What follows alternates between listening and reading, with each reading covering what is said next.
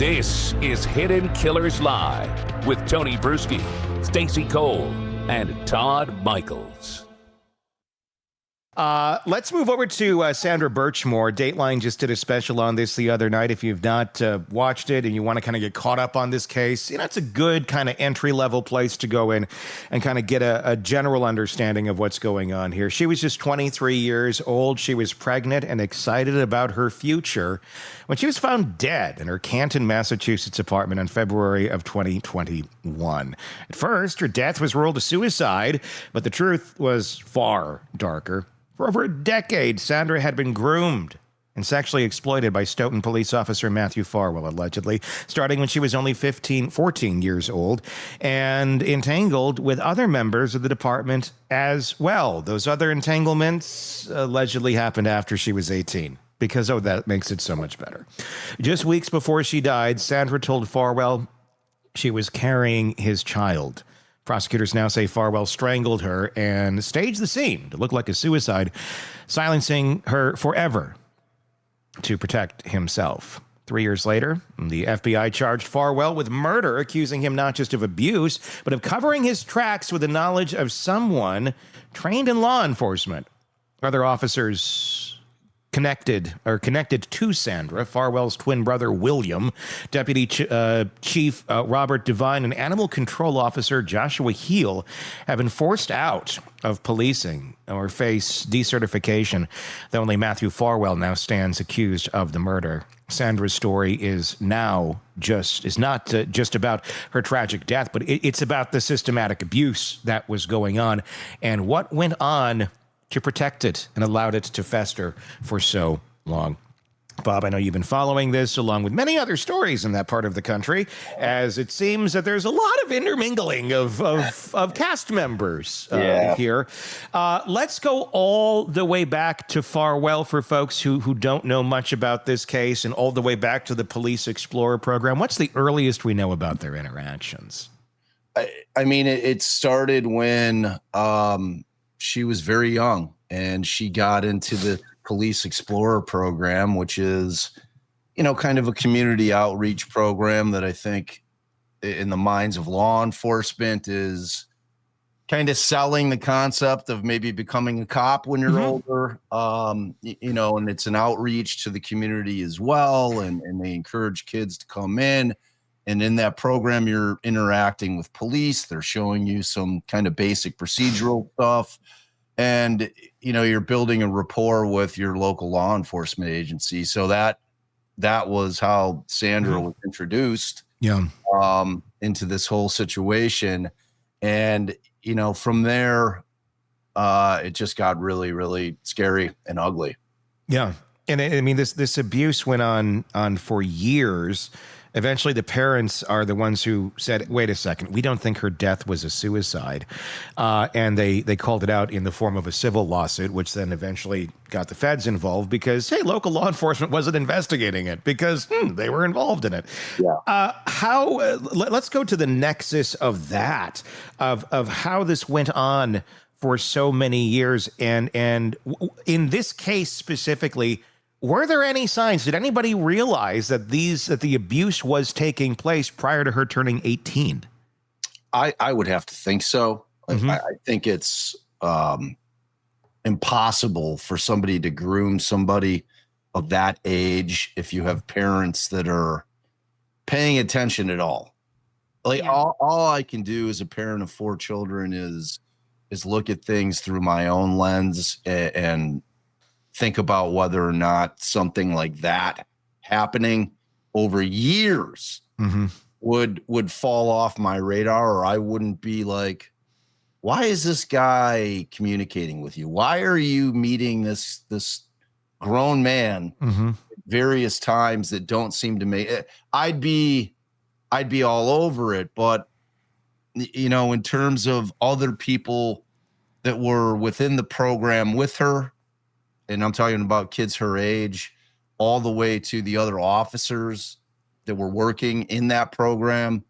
I think it's highly unlikely, don't you? That no one had any idea that this kind of grooming was going on. I mean, when you see an inappropriate relationship, I mean, I think all of us, when we're like, you'll kind of like first, if it's somebody you don't know, but you kind of see something and you're like, oh, that seems weird. It's like, it's either that guy is like that kid's daughter, and if they look to be kind of interacting in a way that goes beyond normal parent-child interaction in terms of affection, and it happens to be somewhere you see it, you notice it. Yeah. I mean, I think we all do. Well, you hope you notice it. And I think a lot of us do notice it, but I feel like a lot of people don't notice it. And that's what I wonder about, a case like this. And I'm not trying to cast any sort of negativity on the family or anything like that, because they're victims here, obviously, too, of all of this. But when you see this member of the community, so a police officer, police explorer program, you think, okay, well, this is a good thing. And in a lot of cases, it is. This sort of things don't happen everywhere. But when it does happen, and you see the officer Farwell, who went above and beyond, is what it's going to be looked at as, oh, he's above and beyond. He's really trying to help this girl out, showing up to the library, help her study, do this or that outside of the Police Explorer program. Nobody's seeing this as weird. I mean, the guy's in his mid-20s at this point. She's like 14 or something. That's not normal. There's not mid-20-some-year-old, upper 20-some-year-old men going to the library to help 14-year-olds study. For any other reason other than they want something inappropriate, unless it's like your brother. I don't really see any reason why anyone, and I don't see how one wouldn't look at that, even if you have the purest of intentions, that you wouldn't go, people might look at this as being something weird. I shouldn't do that. That's the red inappropriate. Flags are what's getting me. And I'm coming from a place of, if you've ever been in a relationship and you see another woman texting your husband over and over and over and over and over again, you should be seeing something and kind of going, some of this isn't making sense to me. Now, if you're seeing somebody texting your daughter, that shouldn't be making sense to you. I don't care if they're in a program like this. They shouldn't be getting multiple texts. That's not a proper form of communication. Again, you've got to follow your gut instinct. If you see something that feels like a red flag, investigate it. Is it because there's so many people, we base our own experience, we base how we're going to handle our experiences, our new experiences in life, on our own experiences in life? Is it because at a different place in time, in the 70s and the 80s, 90s, we've been, as individuals, sometimes close to the fire, if you will, sometimes burned by the fire as well, but sometimes close to it, that we go, well, they're just doing this. It's just that. It's just somebody that wants to help study. And we don't see it because we've lived it, and it worked out okay for us. So what could possibly be weird over here, until you find out more about what that person is truly up to? Maybe we didn't experience the full breadth of what their intentions were with the individuals that maybe we have interacted with in life. So we don't want to believe that there's this type of human being out there that would be doing these sort of things. Yeah, I mean, I think that's certainly true. It's exactly what I was saying about, the fact that I'm a father, that's my lens, but we also have our life experience lens, right? Everything that we view through the lens of what our experience has been throughout life. So yeah, I think that, and we're, especially folks our age, we're coming out of a much different time. When we were kids, child abuse wasn't really talked about like it is now. No. I mean, it just wasn't. And it was, and I'm talking not only physical, but like SA as well. None of it was really discussed. So yeah, I think that's kind of, but that's a little bit of the same argument is, spare the rod, spoil the child type thing. We're like, back in my days, my dad would put me over the knee, and it's like, we don't do that anymore. Yeah. So it's like, I mean, we've evolved in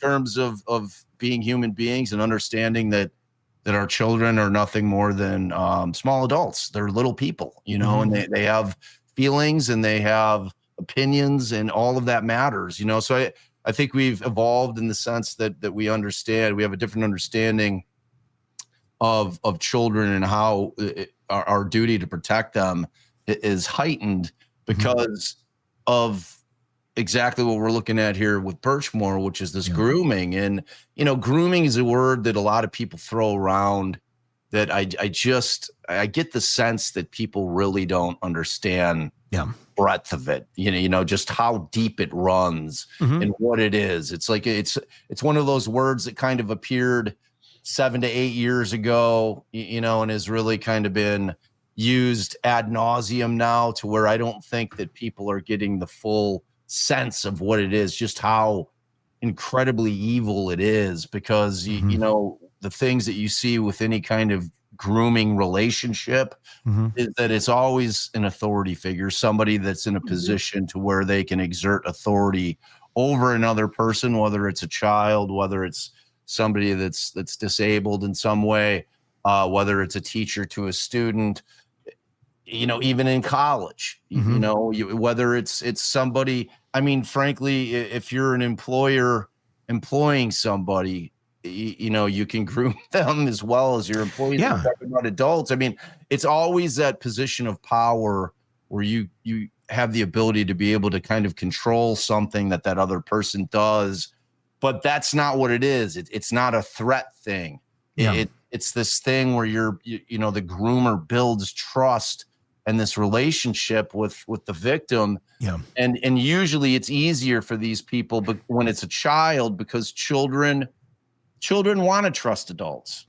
They're taught to trust adults. They're taught to trust their parents, and their parents are the ones that are raising them. And so I think innately almost they have this trust that they feel for adults. And when you have wicked people out there exploiting that for their own gain, and when I'm saying gains, I'm talking about in the worst way possible. That's how these situations with this grooming occurs. I mean, we talked about it last week with that Aaron Spencer case, man. It was the same thing. I mean, that guy was 67 years old. I mean, that's like an old man, that's grooming a 13-year-old kid. And if you sit, you're sitting on your couch listening to this, you're like, well, I don't even understand how that happens. Well, exactly. Yeah. But it happens everywhere, and it happens all the time. And it's not just, it can be anything. It's not just, male on female or female on male. It can be anything at all for whatever that sick person's goals are. And groomers, they're out there, they're grooming away at everything they can do. And I'll share a story here in a minute of an experience I had where it never went to any place far by any means. But when I look back on it, I go, that person was attempting that. Yeah. That person was attempting that with me. I was a kid. I didn't realize it till later, till I looked at a headline off of the Associated Press one day and went, I think we know him. Wow.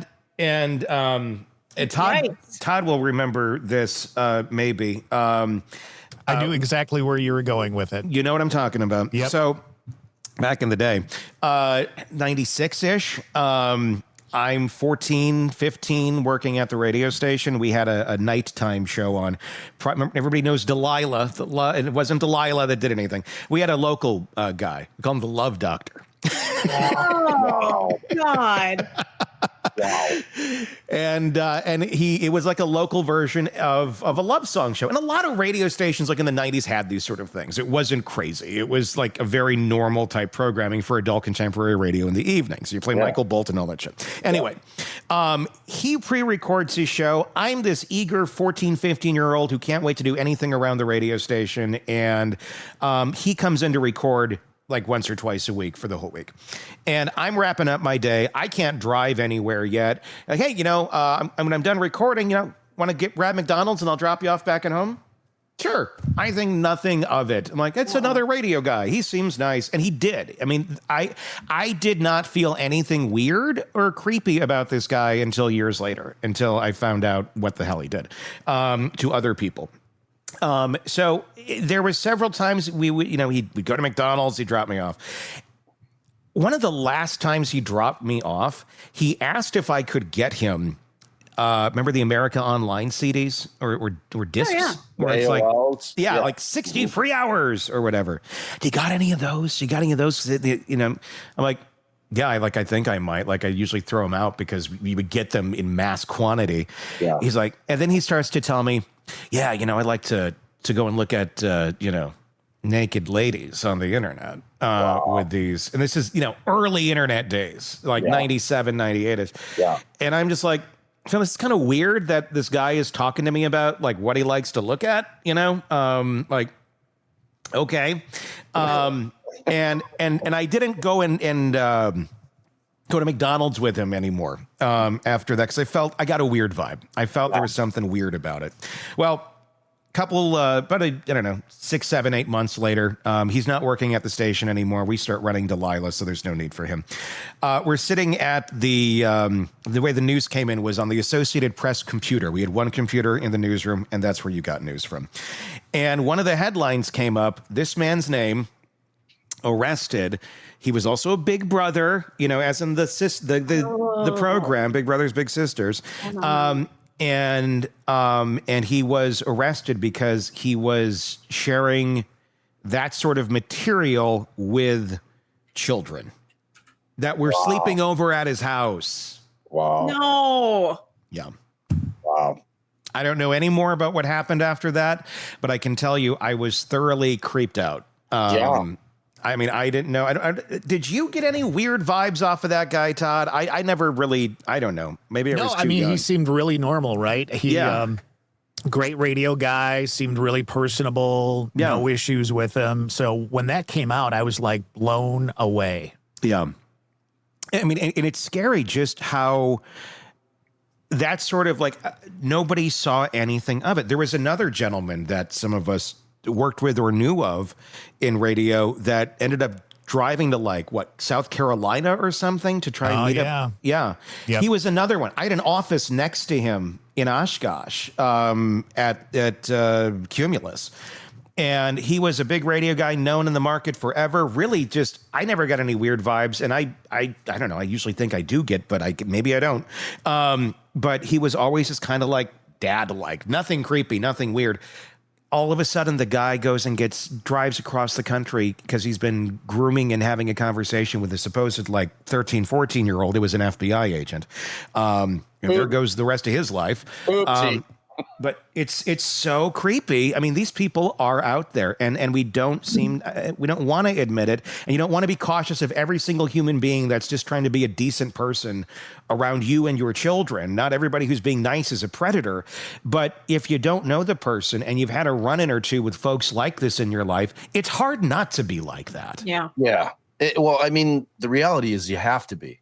Yeah. It's because they exist, and they're not so far and few between that it's like we can't just kind of say, oh, well, you know, that's an exception to the rule. Mm-hmm. I don't want to necessarily say it's the rule, but it's kind of the rule, you know, and I've been coaching. I coach my daughter's softball team, and you know, like even me as a parent, you know, I'm hyper conscious about not doing anything that the parents would construe as being over. Like I've been coaching kids in sports for a long time, and I'm an affectionate guy, and I like to hug kids around their shoulder, you know, but it's like you can't really, and it's a shame because those of us that are good people, it's important to show kids support and affection like that. You know, that kind of killed it for all of us that aren't creeps. You have to be hyper aware of the optics. You really do. In every sense, especially if it's male coach to female player. Correct. You know? And I would say this, and what I find interesting about that observation, responsible, non-creepy adults are going to be hyper aware of the optics. Yeah. It's the ones that have zero awareness of the optics and seem to be pushing that line. And you're like, I'm sorry, that seemed like a really weird hug with that 16-year-old over there. Yeah. That seemed a little too long. They're the ones who have I mean, it's like that is a red flag. If you're not aware of the optics and you're just going to go, well, fuck it, this is how it was back in, well, it's not back in your day. Right. We're in a very different place in time. So you better be aware of these optics or you're going to be looked at that. I mean, it's just, it kind of comes with the territory of life of, well, it's not 1988 anymore. Exactly. Want more on this case and others? Then press subscribe now and don't miss a moment of true crime coverage from Tony Bruschi and the Hidden Killers podcast.